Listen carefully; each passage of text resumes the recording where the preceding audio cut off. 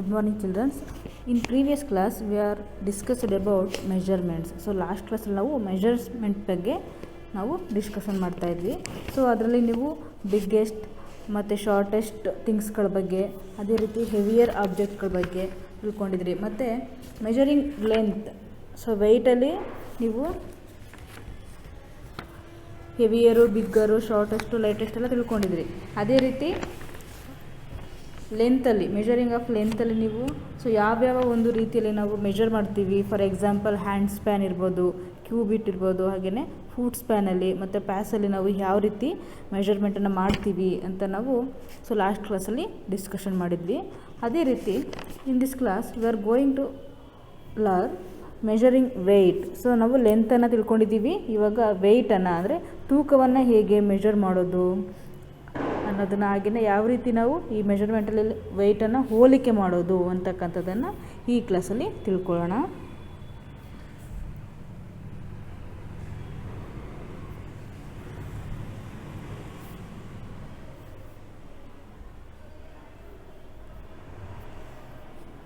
Measuring weight.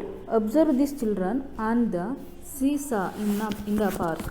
The lighter side goes up while the heavier side goes down. So ಅಲ್ಲಿ ಕೆಲವು ಮಕ್ಕಳು ಸೀಸಾ ಆಡ್ತಾ ಇದ್ದಾರೆ. ಸೊ ಅಂದರೆ ಅಪ್ ಆ್ಯಂಡ್ ಡೌನ್ ಹೋಗ್ತಕ್ಕಂಥದ್ದು. ಯಾವ ರೀತಿ ಅಪ್ ಆ್ಯಂಡ್ ಡೌನ್ ಹೋಗುತ್ತೆ, ಯಾವ ಕಡೆ ತೂಕ ಬರುತ್ತೆ, ಹೆವಿ ಯಾವ ಕಡೆ ಆಗುತ್ತೋ ಸೊ ಆ ಕಡೆ ಏನಾಗುತ್ತೆ, ಡೌನಿಗೆ ಬರುತ್ತೆ. ಅದೇ ರೀತಿ ಯಾವ ಕಡೆ ವೆಯ್ಟು ಲೈಟಾಗಿರುತ್ತೋ ಆ ಕಡೆಗೆ ಮೇಲೋಗುತ್ತೆ. ಸೊ ಅದೇ ರೀತಿಯಲ್ಲಿ ತೋರಿಸ್ತಾ ಇದ್ದಾರೆ ನೋಡಿ. ಸೊ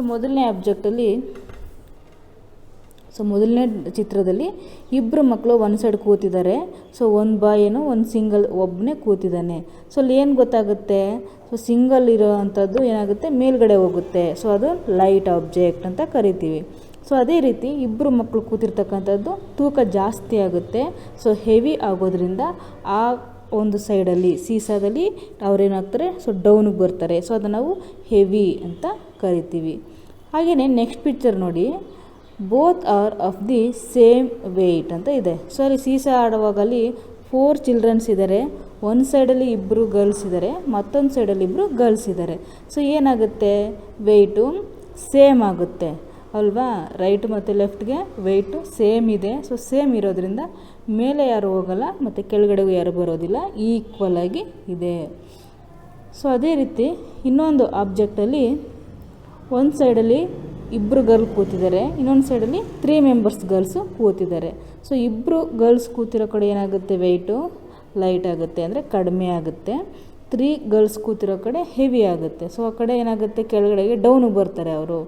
ಅಂದರೆ ಇಲ್ಲಿ ಲೈಟು ಮತ್ತು ಹೆವಿ ಅಂದಾಗ ಸೊ ಏನಾಗುತ್ತೆ, ಕಡಿಮೆ ತೂಕ ಇರ್ತಕ್ಕಂಥದ್ದು ಮೇಲ್ಗಡೆ ಹೋಗುತ್ತೆ, ತೂಕ ಜಾಸ್ತಿ ಇರುವಂಥದ್ದು ಕೆಳಗಡೆಗೆ ಬರುತ್ತೆ.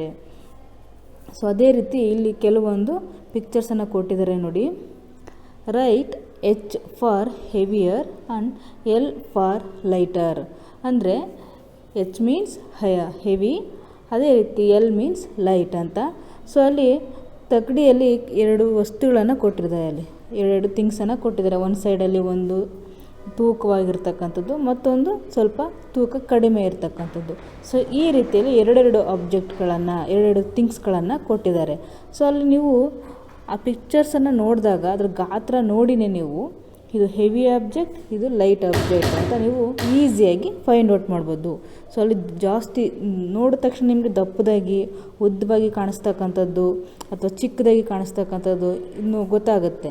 ಸೊ ಚಿಕ್ಕದಾಗಿದ್ದಾಗ ಅದನ್ನು ನಾವು ಲೈಟ್ ಆಬ್ಜೆಕ್ಟ್ ಅಂತ ಕರಿತೀವಿ. ಜಾಸ್ತಿ ತೂಕ ಇರೋವಂಥ ಥರ ಅಥವಾ ಉದ್ದವಾಗಿ ದಪ್ಪವಾಗಿ ಕಾಣಿಸ್ತಾರೆ ಅದನ್ನು ನಾವು ಹೆವಿ ಅಂತ ಕರಿತೀವಿ. ಸೊ ಆ ಒಂದು ಬೇಸ್ ಮೇಲೆ ನೀವು ಎಲ್ಲ ಆ ಸರ್ಕಲಲ್ಲಿ ಆ ಆಬ್ಜೆಕ್ಟ್ ಕೆಳಗಡೆ H ಮತ್ತು L ಅಂತ ಬರಿಬೇಕು. ಸೊ ನಾನು ಆಲ್ರೆಡಿ ಬರೆದಿದ್ದೀನಿ. ಸೊ ಮೊದಲನೇದ್ರಲ್ಲಿ ನೋಡಿ, ಸೊ ಒಂದರಲ್ಲಿ ಒಂದು ಸೋರೆಕಾಯಿ ಅನ್ಕೋತೀನಿ, ಇನ್ನೊಂದರಲ್ಲಿ ಸೊ ಬದನೆಕಾಯಿನೂ ಹಾಕಿದ್ದಾರೆ, ಹೌದಲ್ವಾ. ಒಂದು ದಪ್ಪದ ಒಂದು ತರಕಾರಿ, ಇನ್ನೊಂದು ಚಿಕ್ಕ ತರಕಾರಿ ಇದೆ. ಸೊ ಅದರಲ್ಲಿ ದಪ್ಪು ತರಕಾರಿ ಇರೋದ್ರಿಂದ ನಾವು ಏನಂತ ಕರಿಬೋದು, ಸೊ ಇದನ್ನ H ಅಂತ ಕರಿಬೋದು. ಗ್ರೀನ್ ಕಲರ್ ಇರೋದನ್ನು ಹೆವಿ ಅಂತ ಕರಿತೀವಿ. ಸೊ ಅದೇ ರೀತಿ ಪರ್ಪಲ್ ಕಲರಲ್ಲಿ ಇರೋದನ್ನು ಲೈಟ್ ಅಂತ ಕರಿತೀವಿ. ಯಾಕೆ, ಸೊ ಅದು ಚಿಕ್ಕದಾಗಿದೆ ಅಲ್ವಾ. ಸೊ ಅದರಿಂದ ಲೈಟ್ ಅಂತ ಕರಿತೀವಿ. ಸೊ ಅದೇ ರೀತಿ ನೆಕ್ಸ್ಟ್ ಒನ್ ನೋಡಿ, ಸೊ ಒಂದು ಸೈಡಲ್ಲಿ ಮ್ಯಾಂಗೋ ಇದೆ, ಒಂದೇ ಒಂದು ಮ್ಯಾಂಗೋ ಇದೆ, ಮತ್ತೊಂದರಲ್ಲಿ ವಾಟರ್ ಮೆಲನ್ ಇದೆ. ಸೊ ವಾಟರ್ ಮೆಲನ್ನು ಮತ್ತು ಮ್ಯಾಂಗೋ ಎರಡನ್ನೂ ನೀವು ಹೋಲಿಸಿ ನೋಡಿದ್ರೆ ಸೊ ಅಲ್ಲಿ ಹೆವಿ, ನಮಗೆ ನೋಡಿದ ತಕ್ಷಣ ಹೆವಿ ಆಬ್ಜೆಕ್ಟ್ ಅಂತ ಕಾಣಿಸೋದು ಯಾವುದು? Water melon. So water melon ಏನಾಗುತ್ತೆ, ತೂಕದಲ್ಲಿ ಜಾಸ್ತಿ ಇದೆ. ಸೊ ತೂಕ ಜಾಸ್ತಿ ಇರೋದ್ರಿಂದ ಏನಾಗುತ್ತೆ, ತಗಡಿಗೆ ಹಾಕಿದ ತಕ್ಷಣ ಮ್ಯಾಂಗೋ ಸ್ಮಾಲ್ ಇದೆ, ಸ್ಮಾಲ್ ಇರೋದ್ರಿಂದ ತಕ್ಷಣ ತೂಕ ಕಡಿಮೆ ಇರೋದ್ರೆ ಮೇಲೆ ಹೊರಟೋಗುತ್ತೆ. ಆ ವಾಟರ್ ಮೆಲನ್ ಏನಾಗುತ್ತೆ, ಡೌನಿಗೆ ಬರುತ್ತೆ. ಸೊ ಅದರಿಂದ ನಾವು ವಾಟರ್ ಮೆಲನ್ನ ಹೆವಿ ಆಬ್ಜೆಕ್ಟ್ ಅಂತ ಕರಿತೀವಿ, ಹೌದಲ್ವಾ? ಸೊ ನೀವು ವಾಟರ್ ಮೆಲನ್ನ ಕೆಳಗಡೆ ಇರ್ತಕ್ಕಂಥ ಸರ್ಕಲಲ್ಲಿ ಎಚ್ ಅಂತ ಬರಿಬೇಕು. H means heavy. ಅದೇ ರೀತಿ ಮ್ಯಾಂಗೋಗೆ ಏನು ಬರಿತೀರಾ? ಎಲ್. ಯಾಕೆ? ಅದು ಲೈಟ್ ಆಬ್ಜೆಕ್ಟ್. ಸೊ ಅದೇ ರೀತಿ ನೆಕ್ಸ್ಟ್ ಒನ್,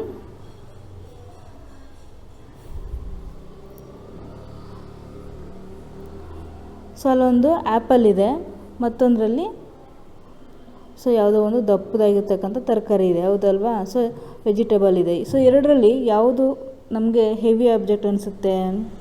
ಸೊ ಈ ಒಂದು ಆರೆಂಜ್ ಕಲರ್ ಇರ್ತಕ್ಕಂತಹ ವೆಜಿಟೇಬಲು ಹೆಚ್ಚು ತೂಕ ಇದೆ ಅಂತ ಅನಿಸುತ್ತೆ.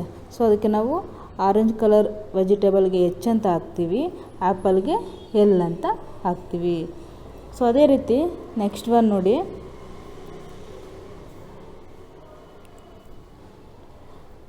ಸೊ ಇಲ್ಲಿ ಗ್ರೀನ್ ಕಲರಲ್ಲಿರೋವಂಥದ್ದೇನು ಹಲಸಿನ ಅನ್ಕೋತೀನಿ. ಸೊ ಹಲಸಿನ ಅನಿಸುತ್ತೆ. ಇನ್ನೊಂದರಲ್ಲಿ ಬನಾನಾ ಇದೆ.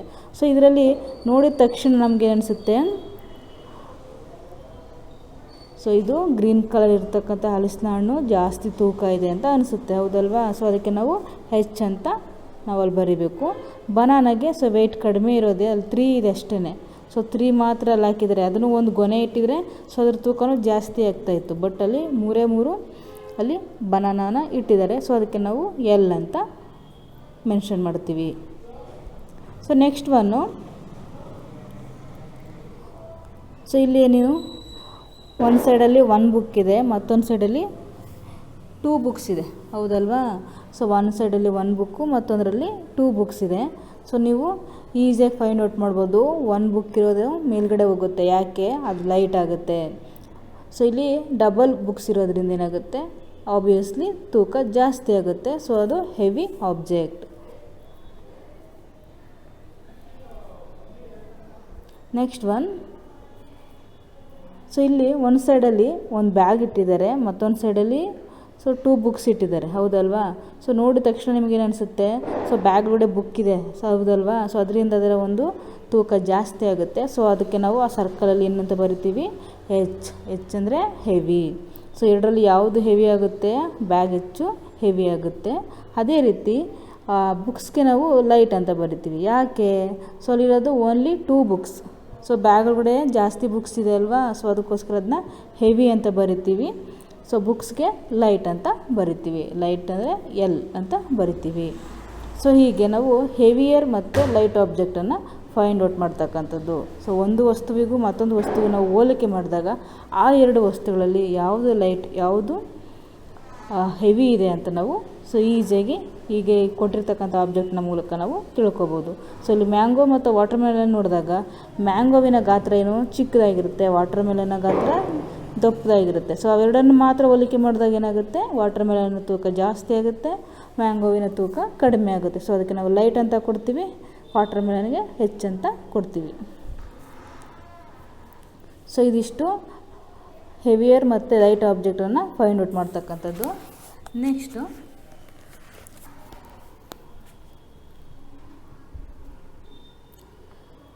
ಸೊ ಇಲ್ಲೊಂದು ಕೆಲವೊಂದು ಎಕ್ಸಾಂಪಲ್ಸನ್ನು ಕೊಟ್ಟಿದ್ದಾರೆ ಮತ್ತು ಡ್ಯಾಶಸನ್ನು ಕೊಟ್ಟಿದ್ದಾರೆ. ನೀವು ಅದನ್ನು ಸ್ವಲ್ಪ ಕೊಟ್ಟಿರೋ ಪ್ರಕಾರ ಅಲ್ಲಿ ಫಿಲ್ ಮಾಡ್ತಾ ಹೋಗಬೇಕು. ಸೊ ಫಸ್ಟ್ ನಾನು ಓದ್ತೀನಿ. ಅಲ್ಲಿ this watermelon weight as much as 4 mangoes ಅಂತ ಕೊಟ್ಟಿದ್ದಾರೆ, ಹೌದಾ?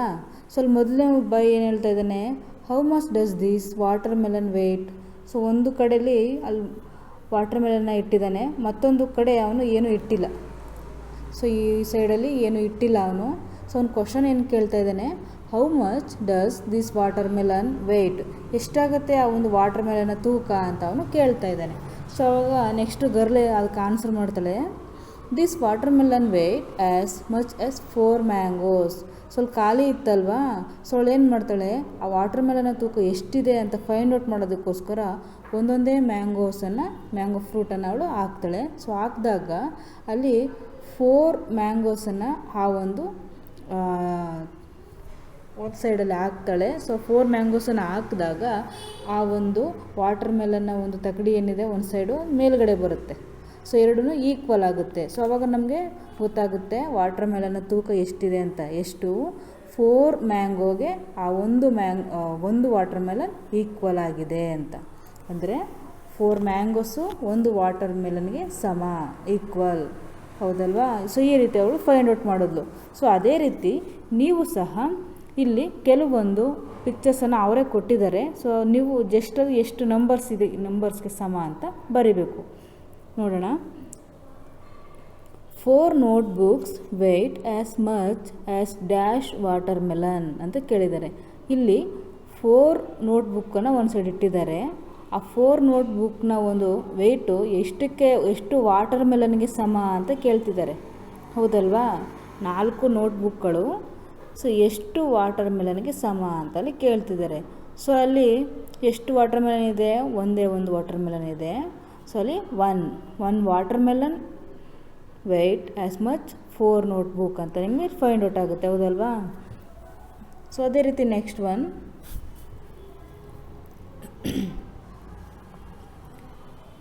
3 oranges weight as much as 2 apples.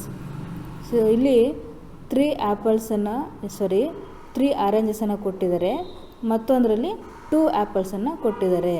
So ಅದರಲ್ಲಿ ಯಾವುದ್ರ ತೂಕ ಜಾಸ್ತಿ ಅಲ್ಲಿ ನಮಗೆ ಅಂದರೆ ಆ್ಯಪಲ್ಗೆ ತೂಕ ಜಾಸ್ತಿ. 3 ಆರೆಂಜಸ್ನ ತೂಕ 2 ಆ್ಯಪಲ್ಸ್ಗೆ ಸಮ.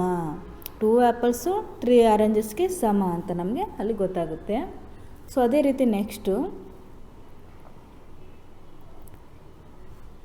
ಸೊ ಒಂದು ಸೈಡಲ್ಲಿ 8 ಕ್ರಯನ್ಸ್ ಇದೆ, ಮತ್ತೊಂದು ಸೈಡಲ್ಲಿ ಏನಿದೆ, 1 ಪೆನ್ಸಿಲ್ ಬಾಕ್ಸ್ ಇದೆ, ಹೌದಲ್ವಾ. ಸೊ 8 ಕ್ರಯನ್ಸು, ಮತ್ತೊಂದರಲ್ಲಿ 1 ಪೆನ್ಸಿಲ್ ಇದೆ.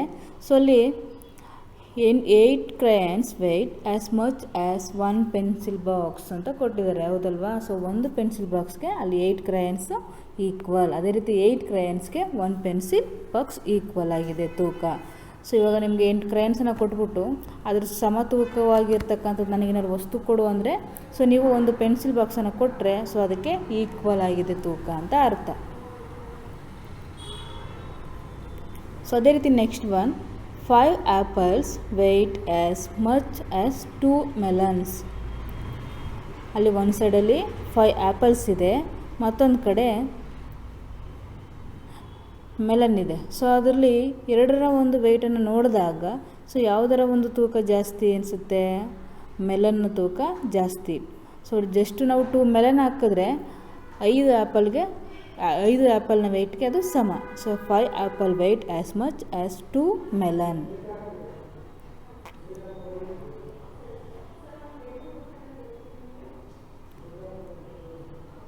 ನೆಕ್ಸ್ಟ್,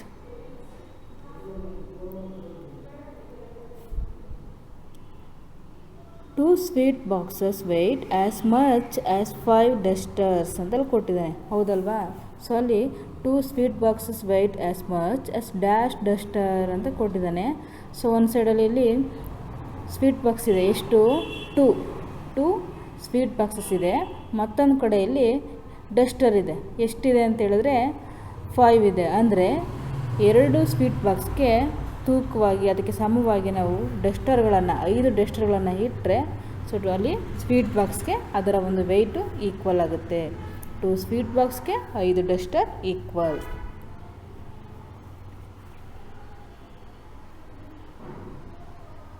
ಸೊ ಅದೇ ರೀತಿ next one, 6 bananas weight as much as dash pineapples ಅಂತ ಕೊಟ್ಟಿದ್ದಾನೆ. 6 ಬನಾನಾಸ್ ವೆಯ್ಟು. ಸೊ ಇಲ್ಲಿ ಒಂದು ಸೈಡಲ್ಲಿ 6 ಬನಾನಾ ಇದೆ, ಮತ್ತೊಂದು ಕಡೆ ಎಷ್ಟು 2 ಪೈನಾಪಲ್ಸ್ ಇದೆ, ಹೌದಲ್ವಾ. ಅಂದರೆ 6 ಬನಾನಾಗಳಿಗೆ 2 ಪೈನಾಪಲ್ ಸಮ. 2 ಪೈನಾಪಲ್ಗೆ 6 bananas equal. 6 bananas weight as much as 2 pineapples. So ಈ ರೀತಿಯಲ್ಲಿ ಒಂದು ಗಾತ್ರ ಜಾಸ್ತಿ ಇದ್ದರೆ ಅದರ ತೂಕ ಜಾಸ್ತಿ ಬರುತ್ತೆ. ಗಾತ್ರದಲ್ಲಿ ಚಿಕ್ಕದಾಗಿದ್ದರೆ ಅದು ಜಾಸ್ತಿ ಹಣ್ಣುಗಳನ್ನು ಅದು ಪಡೆಯುತ್ತೆ. ಇವಾಗ ಫಾರ್ ಎಕ್ಸಾಂಪಲ್ ಅಲ್ಲಿ ನೋಡಿ, ಮೆಲನ್ನು ಜಾಸ್ತಿ ತೂಕ ಇದೆ, ಅಲ್ಲಿ ಆ್ಯಪಲ್ ಎಷ್ಟು ಕಡಿಮೆ ತೂಕ ಇರುತ್ತೆ. ಸೊ ಅದಕ್ಕೆ ಒಂದು ಸೈಡಲ್ಲಿ ಅದರ ಒಂದು ಹಣ್ಣುಗಳ ಸಂಖ್ಯೆ ಏನಾಗಿದೆ, ಜಾಸ್ತಿ ಆಗಿದೆ. ಒಂದು ಸೈಡಲ್ಲಿ 5 ಆ್ಯಪಲ್ ಇದೆ, ಮತ್ತೊಂದು ಕಡೆ ಓನ್ಲಿ 2 ಮೆಲನ್ಸ್. ಸೊ ಅದು ಯಾಕೆ ಅಂದರೆ ಮೆಲನ್ನ ಗಾತ್ರ ಅದರ ಒಂದು ತೂಕ ಜಾಸ್ತಿ ಇದೆ. ಸೊ ಅದಕ್ಕೇ 2 ಮೆಲನ್ಗೆಲ್ಲ ನಾವು 5 ಆ್ಯಪಲ್ನಷ್ಟು ತೂಕನ ತೂಗಬಹುದು.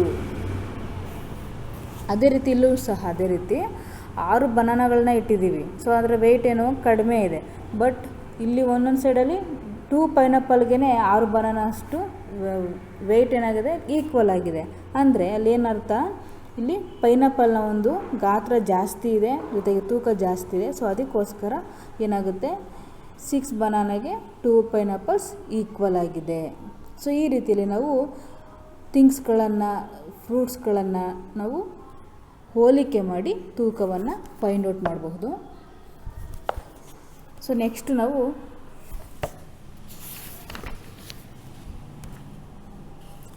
ಮೆಷರಿಂಗ್ ಕೆಪಾಸಿಟಿ ಬಗ್ಗೆ ನೋಡೋಣ. Measuring capacity, the ability of thing to hold or contain a particular amount of something is called capacity. So capacity ಅಂತಂದರೆ ಏನು, the capacity of a thing to hold or contain a particular amount of something is called capacity. ಅಂದರೆ ಆ ಒಂದು ವಸ್ತು ತನ್ನಲ್ಲಿ ಹಿಡಿದಿಟ್ಟುಕೊಳ್ಳುವಂಥ ಸಾಮರ್ಥ್ಯ ಇದೆಯಲ್ಲ, so ಅದನ್ನು ನಾವು ಕೆಪಾಸಿಟಿ ಅಂತ ಕರಿತೀವಿ. ಸೊ ಇವಾಗ ಭವಿಕನೊಳಗೆ ನಾನು 3 ಬುಕ್ಸನ್ನು ಕೊಡ್ತೀನಿ. ಸೊ ಅವಳು ಅದರ ವೆಯ್ಟನ್ನು ತಡ್ಕೋತಾಳೆ. ಹಾಗೆ 4, 5 ಅಂತ ಹೀಗೆ ನಾನು ಕಂಟಿನ್ಯೂಸ್ ಆಗಿ ಅವಳ ಹತ್ರ ಒಂದು 10 ರಿಂದ 15 ಬುಕ್ಸನ್ನು ಕೊಟ್ಟಾಗ, ಸೊ ಅವಳು ಏನು ಮಾಡ್ತಾಳೆ, 10 ಬುಕ್ಸನ್ನು ಇಟ್ಕೋತಾಳೆ.